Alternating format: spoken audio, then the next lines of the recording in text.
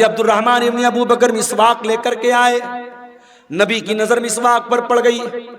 आपने हजरत आयशा को इशारा किया कि मैं भी मिसवाक करना चाहता हूं। हजरत आयशा ने अपने भाई से मिसवाक ली और मिसवाक को अपने दांतों से नरम किया और वो मिसवाक अल्लाह के नबी को दे दी। अल्लाह के प्यारे नबी ने अपनी वफात से कुछ देर पहले मिसवाक किया। उलमा कहते हैं अगर किसी को अंदाजा हो जाए कि मेरा इंतकाल होने वाला है, मेरी मौत होने वाली है, आखिरी टाइम में मिसवाक करना भी अल्लाह के नबी की सुन्नत है। उसके बाद आपने वहीं पर एक प्याले में पानी रखा हुआ था। आपको अपने ऊपर मौत की शक्तियां महसूस हुई। क्या बात है, क्यों उठ रहे हैं आप? हैं? बारिश हो रही है? चंदा के लिए मेरे भाइयों, इलाका इतना पिछड़ा हुआ है। मुझे याद है जब कारी साहब ने मुझको बुलाया था और मैं जहां ठहरा हुआ था, रात भर मच्छरों ने मेरा जीना हराम कर दिया था। कीड़ों ने, मच्छरों ने।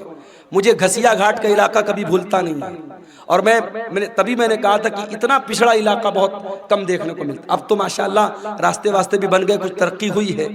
इस इलाके में ये कारी अब्दुल बासित साहब ने ये इदारा खोला है और आप जानते हैं ये जलसा इदारे के चंदे के लिए जलसा हो रहा है। ये बार बार बताने की ज़रूरत नहीं है। मैं बंगाली उलमा की तरह चंदा करने वाला मुकर्रिर नहीं हूँ, लेकिन मैं आपसे गुजारिश करता हूँ ये जलसे वालों की मेहनत पर पानी मत फेरिए। बारिश हो रही है, हल्की फुल्की बारिश हो रही है, अगर हो भी रही थोड़ा बहुत भीग भी गए तो मसला नहीं है, लेकिन आप इस इदारे के ऊपर पैसों की बारिश जरूर करके जाइएगा।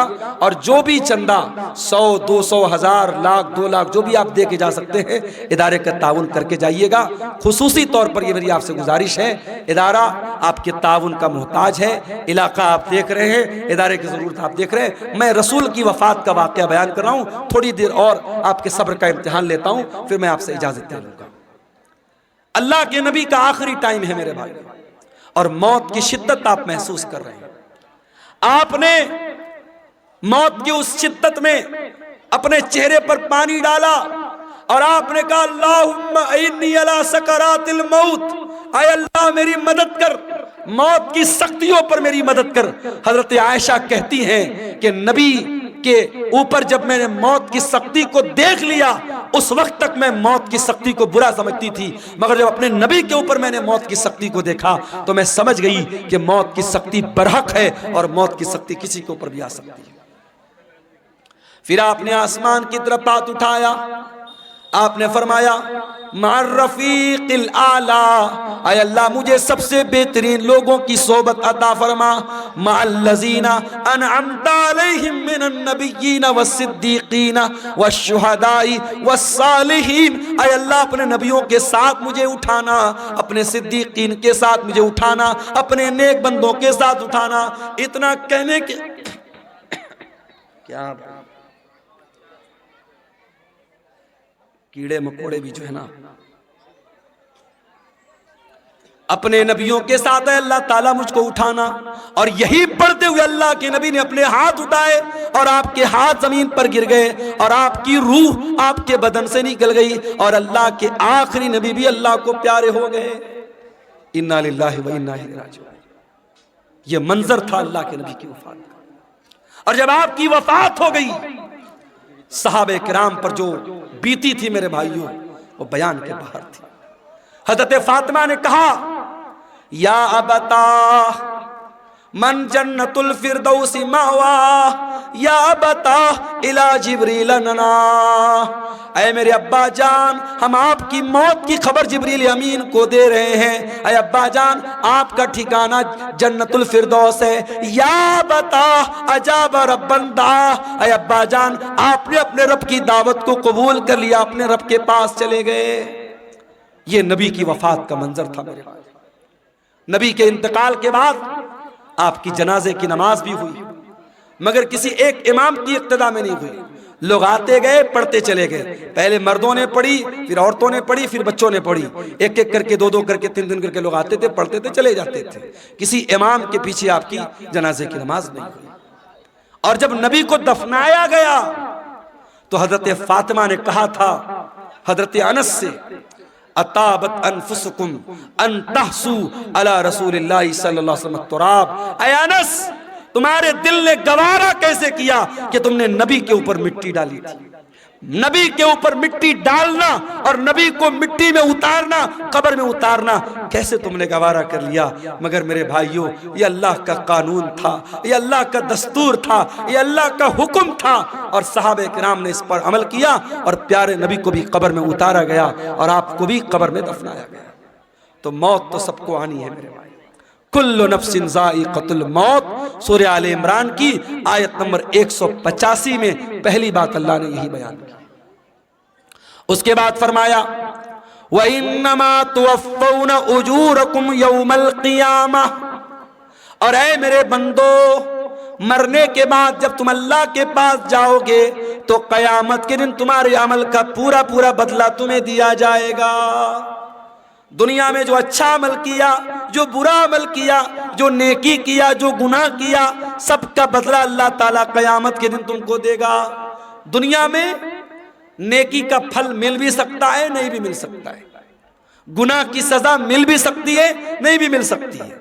मगर नेकी और गुनाह की असल जो उसकी जजा है, जो सजा है, वो आखिरत में मिलेगी।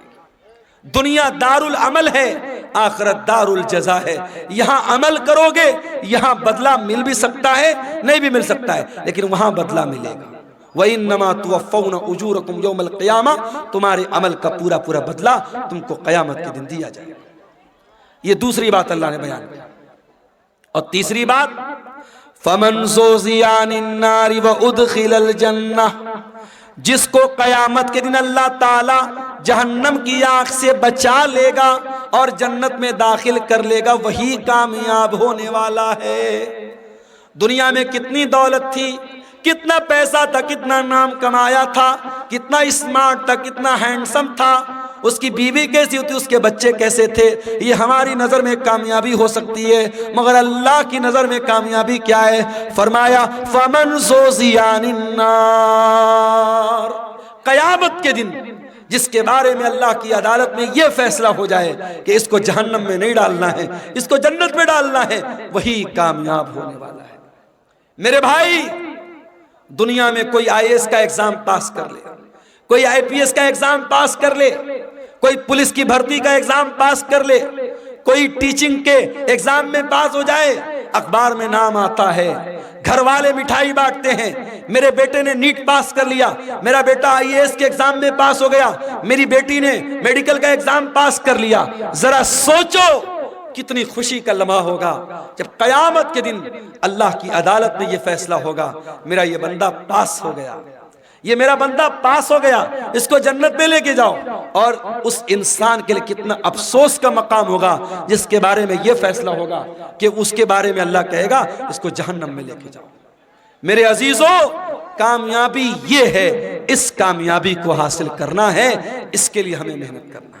जहन्नम से हम कैसे बच जाएं और अपने परिवार को हम कैसे बचा लें, इस पर हम मेहनत करें, इस पर हम काम करें, ये करने का काम है।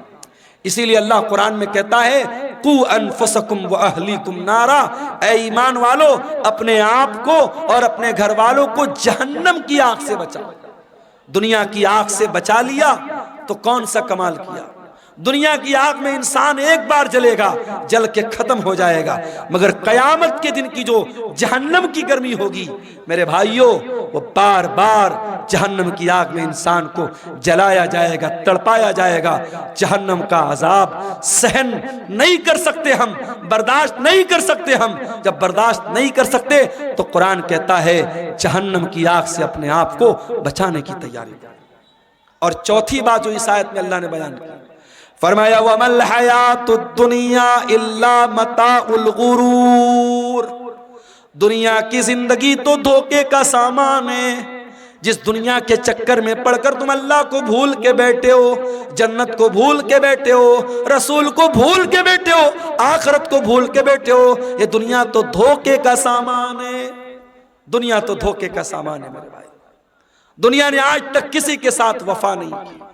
बड़े बड़े राजा आए, महाराजा आए, अपने महल में सोने चांदी के बर्तन में खाते थे, आज कब्र के नीचे दफन हैं, उनके महल खंडर बन गए, उनका नामो निशान दुनिया से मिट गया। ये दुनिया बेवफा है, बेवफा थी और बेवफा रहेगी। दुनिया से इश्क मत करो मेरे भाई, दुनिया से इश्क मत करो। दुनिया गद्दार है, दुनिया बेवफा है। दुनिया की हैसियत क्या है? हारून रशीद बहुत बड़ा खलीफा है, अपने दौर के बहुत बड़े आलिम अल्लामा इब्न सम्माक के पास आता है और कहता है, इमाम साहब, मैं अमीरुल मोमिनीन हूँ, मैं मुसलमानों का खलीफा हूँ, मैं चाहता हूँ कुछ नसीहत कर दीजिए, कुछ समझा दीजिए, कोई कीमती बात बता दीजिए। इब्न सम्माक ने कहा, अमीरुल मोमिनीन बुरा मत मानिएगा, मैं बस एक सवाल आपसे करना चाहता हूँ। मान लीजिए आप किसी सहरा में जा रहे हैं, सारा सामान आपका खत्म, खाने पीने की सारी चीजें खत्म, और आपको बहुत जोर की प्यास लगी है, और प्यास इतनी जोर की लगी है कि अगर पानी नहीं मिला तो आप मर जाएंगे। एक आदमी आता है और एक प्याला पानी आपको कहता है कि एक प्याला पानी मैं दूंगा, शर्त यह है कि आप अपनी आधी बादशाहत मुझको दे दे। तो ऐ अमीरुल मोमिनीन, आप क्या करेंगे? उसको बादशाहत दे देंगे और पानी लेकर के जान बचाएंगे या बादशाहत बचाएंगे?